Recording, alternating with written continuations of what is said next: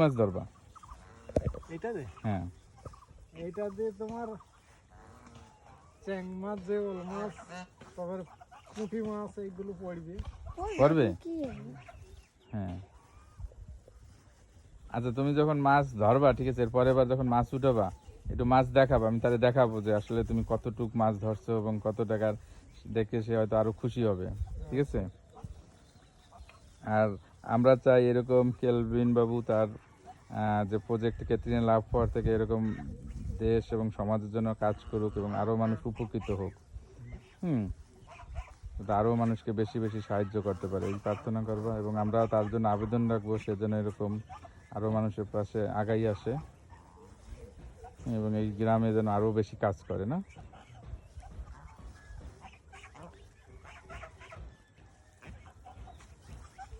এইটা কি তুমি পরিষ্কার করছো, এই যে এইটা? হ্যাঁ এইখানে মাছ ধরার জন্য তুমি পরিষ্কার করছো?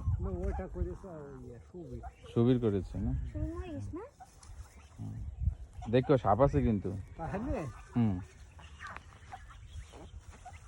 দাদু চলে গেছে, তোলা দাদু এগুলো তো তাইলে ভেজিয়ে তাহলে দলা করতে হবে। দলা করো, ওই যে ভিজাইয়া ডিম একবারে দিয়ে দাও এখনই। না না দলা করে দিয়ে দাও। হ্যাঁ ওই দাদু কই, তোলা দাদু? এই একটা পুঁটি মাছ রাখতে বললাম তোকে, ওই যে একটা বড় মাছ বটকা দিল।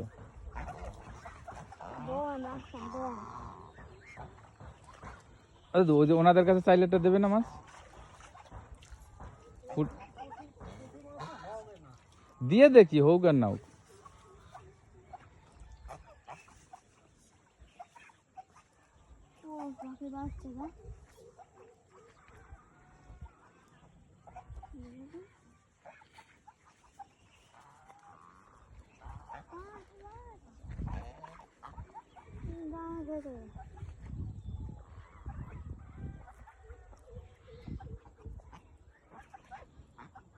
দেখুন এবার আর কি উঠবে,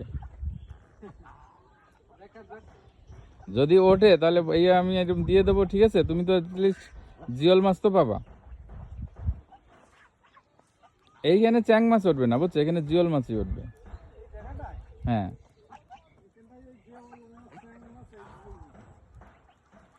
কিন্তু পুঁটি মাছ উঠবে না এখানে,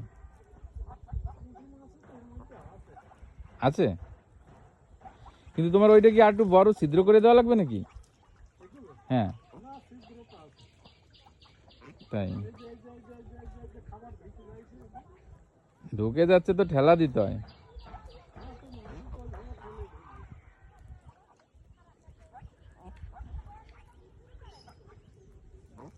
এবার এইগুলা খাইতে আসবে মাছ।